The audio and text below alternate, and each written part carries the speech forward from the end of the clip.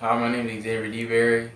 Um, my color is yellow, which means I'm a high structured person. And characteristics about a person that's yellow is that they're quality oriented and want to be right and want to do the right thing. They also really prefer some type of systems, and they're methodical and itemize and develop systems. And they're good with detail, and they really enjoy receiving the details, of whether it be in a problem or a challenge or trying to solve anything, or just whether it be with doing anything or trying to figure something out. It also says they're very loyal people, and they very interactive people. And my chart shows that I'm also an extroverted person as well. So far, I have a lot of friends and family that have taken the survey as well, and the colors and charts has always been right. Nobody's ever said they feel like it was wrong, or they didn't see similarities in what the data showed.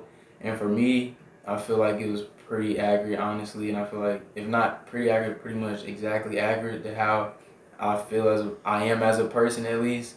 And asking other people, did it correspond? They felt the same way.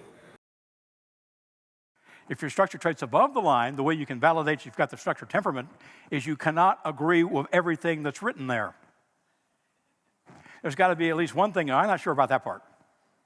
See, on a scale of 1 to 10, if you're structured, you don't give out 10s. You don't give out 9s. Maybe 8 if it's fabulous. The structured person is cautious. Their focus is to be right and to do right.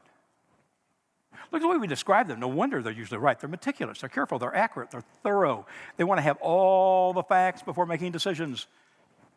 Appreciate knowing the rules, expectations from the beginning. One of the ways you can recognize how thorough they are is by the amount of paper often they've had in their life. They've got paper in front of them, behind them, above them, beneath them, which means if you work into someone's work area and you recognize they have the structured temperament and you walk in there, you have nothing in your hand, you should leave and go back and get paper and then return. Because you'll have more credibility. You're not on a level playing field with a structured person unless you're bringing data that they can check for themselves. You better make sure your data is correct because they're going to check it. And don't tease them with the data. Leave it with them. All right? They're very loyal people to what they believe to be right, which is, of course, what they're already doing. Consequently, they're going to resist change initially. I mean, why should I change? They will change once things are proven. But when you get right down to it, why should I? Because the way I'm doing it right now is what? Right, or I wouldn't be doing it. So why should I change? In fact, the suggestion of change seems to imply that what you're really saying is what I'm doing is wrong. Well, if you hear it that way, saying wrong to the yellow, man, that's an attack on their temperament, right? Consequently, sometimes structured people take suggestions as criticism. The circle is our symbol, and inside the circle is where the rules are, and they are very loyal to what they know to be right, which is what's in their circle. Change is always where? Outside the circle. The instinctive reaction structured people have initially to change often as simply has been what? No. When the structured person says no, what he's really saying is what? He's saying, I need to gather facts, and I need to check them. And I need to check them more than once or twice, maybe a couple extra times to be safe. Because once I know it's right, then I can agree with you. So you need to let them go through the process of gathering data. See, the mistake often we make with structured people is when they say no or resist a suggestion, we come back with, well, if that won't work, we've got, well, maybe plan B. Do you realize how that sounded to the structured mind? You just admitted plan A was wrong when you said that. Well, we've got plan C. Well, now you've been wrong twice. You have no credibility. You should have stayed with the original approach, brought more data and proof where they could check it, because once they know it's right, they're in agreement with you. So how do you recognize a structured person? They bring papers with them to meetings they come to. They ask a lot of specific questions, and they take notes. They want to see information in writing. Uncomfortable things start to change. Have to think about the decision and frequently ask why, followed by why, followed by why. They ask why a lot. Don't be distracted by it.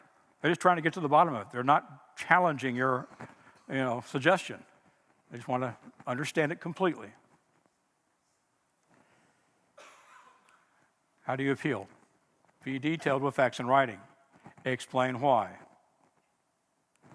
Focus on doing the right thing. Support their method. Talk about documented facts. Allow for questions, time for them to check. Act organized and specific. And one structured person wanted us to correct that slide. Be organized and specific. Takes a little longer to get into agreement with the structured person the first time around. But the second time it's easier because you were right the last time. And one of the greatest assets you can have within an organization is a structured person behind you, because when they think you're right, what do their peers think? You probably are, because the structured person has the reputation of doing the due diligence, of checking everything. Okay? They're a resource.